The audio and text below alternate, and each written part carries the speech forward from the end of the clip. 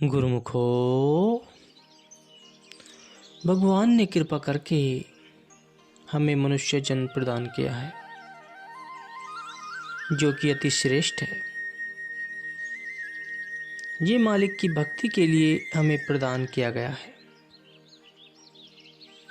मानुष जन्म का लक्ष्य ही प्रभु को पाना है, परंतु जीव बुद्धि हमें अपने उद्देश्य से दूर कर देती है।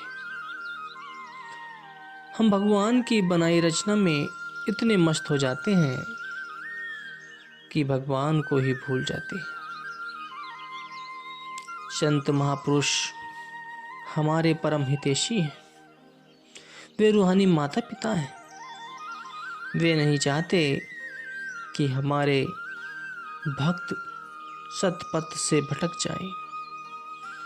जिस काम के लिए यह अनमोल जन्म मिला है उसे भूल न जाए, इसलिए ऐसे साधन प्रदान करते हैं जिससे जीव का कल्याण हो।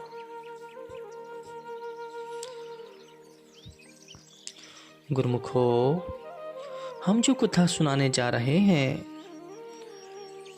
उससे यह ज्ञात होता है कि सद्गुरु के सेवक ने एक अभिमानी राजा को भगवान की शक्ति का कैसे अनुभव कराया। उत्तर भारत में कांति देव नाम का एक राजा रहता था। वह धार्मिक विचार रखते हुए अपने दया भाव और न्याय के लिए बहुत ही प्रसिद्ध था। उसे भगवान पर पूर्ण विश्वास था और उसने जगह जगह अनेक मंदिर बनवाए थे। इस महान गुण के कारण उसकी ख्याति देश भर में फैली हुई थी। संयोगवश राजा का मंत्री जगदीश चंद्र भी धार्मिक विचारों वाला था। वह यह चाहता था कि भगवान हर जगह मौजूद हैं। जो भी रचना होती है उनकी अपनी मौज से होती है। प्रजा ऐसा राजा व मंत्री पाकर अत्यंत प्रसन्न थी। अचानक ही राजा की मृत्यु हो गई और उसके बेटे हेमदेव को राजा का पद प्रदान किया गया। हेमदेव के निवेदन पर मंत्री जी अब भी वैसे ही सेवा करते रहे, परंतु हेमदेव अलग विचारों का व घमंडी स्वभाव का था। वह बिल्कुल अपने पिता के विपरीत था और भगवान में विश्वास भी नहीं रखता था। इसलिए उसे जगदीश चंद्र की बातें अच्छी नहीं लगती थी। एक दिन राजा शिकार के लिए घोड़े पर जा रहा था कि अचानक राजा का घोड़ा लड़खड़ा गया और राजा घोड़े से नीचे गिर पड़ा। मंत्री जी भी साथ में थे। डॉक्टर को बुलाया गया। राजा को बहुत ही कष्ट हो रहा था और वह उससे उठा भी नहीं जा रहा था। मंत्री जी क्योंकि पूरा दिन भगवान के गुण गाते रहते थे, कहने लगे कि वाह भगवान वाह, तेरी लीला न्यारी है। राजा ने जैसे ही सुना, मंत्री से क्रोधित होकर कहने लगे, तंग आ गया हूँ मैं तेरी बातों से, तेरे भगवान और उसकी लीलाओं से। मेरी तो टांग टूट गई है और तू भगवान भगवान रट रहा है। दूर हो जा मेरी नजरों से। मेरा हुक्म ध्यान से सुन। और राजा ने बात को जारी रखते हुए कहा, जब तक मेरे 3 प्रश्नों का उत्तर नहीं देता तब तक तेरा राजसभा में आना बंद है। वह 3 प्रश्न हैं। भगवान कौन है? भगवान कौन सी दिशा में रहते? भगवान क्या करते? 1 महीने तक इन प्रश्नों का उत्तर न देंगे तो तुम्हें फांसी का दंड दिया जाएगा। जगदीश चंद्र को ऐसी आशा नहीं थी। वह दिन रात इसी चिंता में डूबा रहता। उसे खाना पीना बहुत भी कुछ भी अच्छा नहीं लगता था। कई ग्रंथ शास्त्र भी पढ़े, परंतु सही उत्तर नहीं मिल रहा था।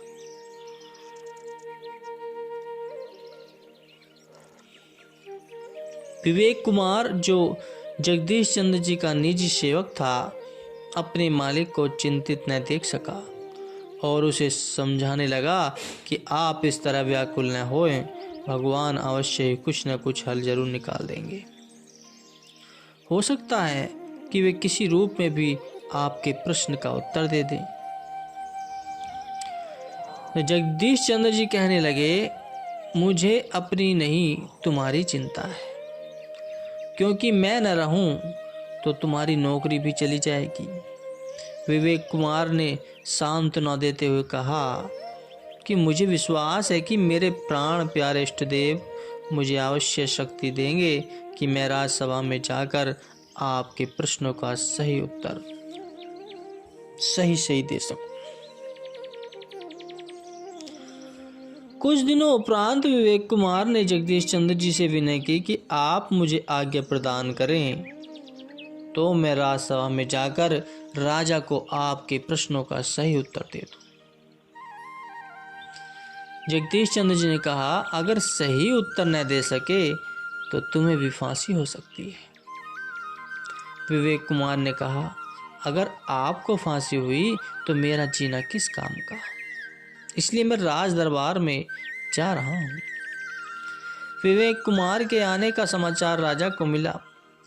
राजा ने राजसभा और प्रजा को भी बुलाया और सबके सामने उसे धमकी दी, अगर सही जवाब नहीं दे पाया तो तुम्हें भी फांसी हो जाएगी, वरना वापस चले जाओ। विवेक कुमार ने उत्तर दिया कि मुझे मंजूर है, आप प्रश्न आरंभ कीजिए, और राजसभा में शांति छा गई। राजा ने पहला प्रश्न किया तो विवेक कुमार हाथ जोड़कर खड़ा हो गया और विनय करने लगा कि जहां पना, आज आप कुछ मुझसे धर्म के विषय में पूछना चाहते हैं, इसलिए बात नीति के अनुसार होनी चाहिए।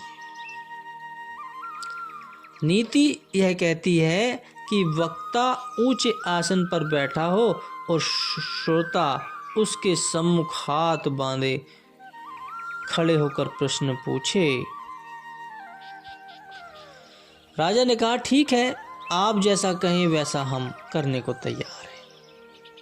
यह कहकर राजा तख्त से नीचे उतर आया और विवेक कुमार को तख्त पर बिठाकर उसके सिर पर अपना ताज रख दिया और आप सम्मुख हाथ जोड़कर नम्रता पूर्वक पूछने लगा।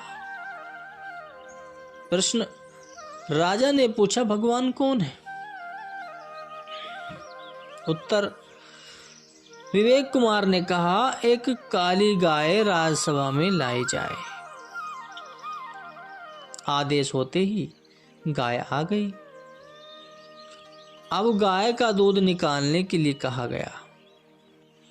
विवेक कुमार ने सबको दिखलाया कि दूध सफेद है और राजा से पूछा, क्या तुम बता सकते हो कि ये दूध सफेद कैसे हुआ जबकि गाय काली है?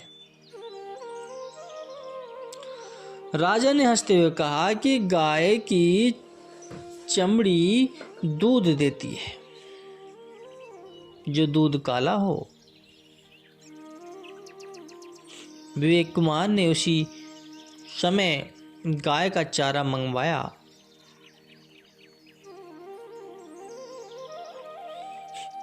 और पूछने लगा, क्या आप इस चारे से सफेद दूध निकाल सकते हैं जैसे गाय ने बनाया? राजा शांत हो गया। विवेक कुमार ने कहा, राजन, आप या आपका मंत्री इस चारे को दूध में नहीं बदल सकते। केवल भगवान ही ऐसा कर सकते हैं, जो कि सर्वशक्तिमान है। ये तो आप समझ ही गए होंगे कि भगवान कौन है। यह सुनकर राजा आश्चर्यचकित हुआ। विवेक कुमार ने राजा से दूसरा प्रश्न पूछने के लिए कहा। राजा ने पूछा, भगवान कौन सी दिशा में देख रहा है? तो विवेक कुमार ने एक मोमबत्ती मंगवाई और उसे जलाकर राजा से कहा, जिस दिशा में मोमबत्ती की रोशनी जा रही है उसी दिशा में भगवान देख रहा है। सभा में सब विवेक कुमार की प्रशंसा करने लगे। राजा सोचने लगा, तीसरा प्रश्न पूछूं या नहीं। तभी विवेक कुमार ने प्रश्न पूछने के लिए कहा। तो प्रश्न था, भगवान क्या कर सकते हैं? परमात्मा क्या कर सकता है? तब तख्त पर बैठे विवेक कुमार ने उत्तर दिया कि हे राजन, परमात्मा यही कर सकता है जो आप देख रहे हैं।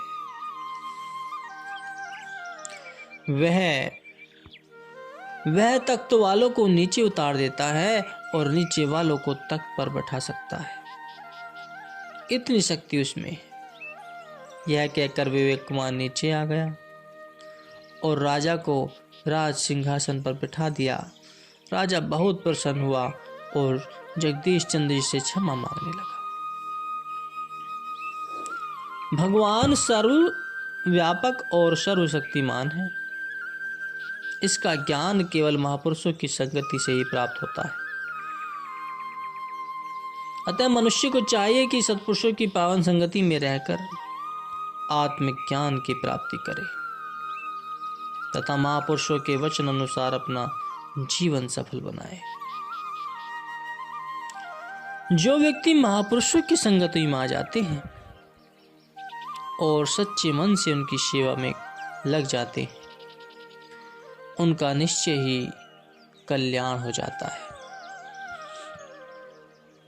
वे उस परमात्मा की प्राप्ति कर पाते हैं। वो इस आत्मा को परमात्मा से मिला देते हैं।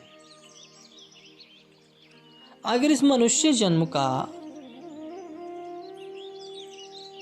परम कर्तव्य बनता है कि वो अपना पूर्ण समय ईश्वर भक्ति में लगाए। इस जन्म का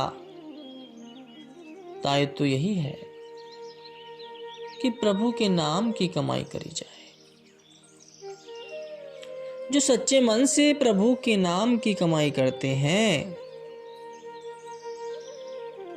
प्रभु उनके हमेशा अंग संग रहते हैं। प्रभु की कृपा उन पर हमेशा बनी रहती है। प्रभु चाहे तो रंक से राजा बना दे और राजा से भिखारी बना दे। इतनी सामर्थ्य प्रभु में ही है, ईश्वर में ही है, जो वे कर सकते हैं। इसलिए समय रहते हुए प्रभु की भक्ति करना अति आवश्यक है और ये तभी संभव होगा तब समय के पूर्ण सतगुरु के आदेशानुसार नाम की कमाई करते हुए उस परम पिता को ध्यान में लाते हुए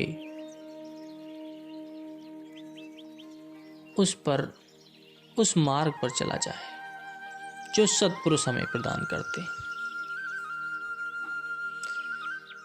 संत महापुरुष अपना सारा जीवन मनुष्य के लिए ही अर्पण कर देते हैं। बेज धरा पर आते ही इसलिए हैं कि मनुष्य का उद्धार हो सके, मनुष्य पर किसी प्रकार की विपदा न आए। वे सांसारिक कर्मों को त्याग कर, सांसारिक वस्तु को त्याग कर उस परम पिता परमेश्वर की याद में अपना समय बिताए।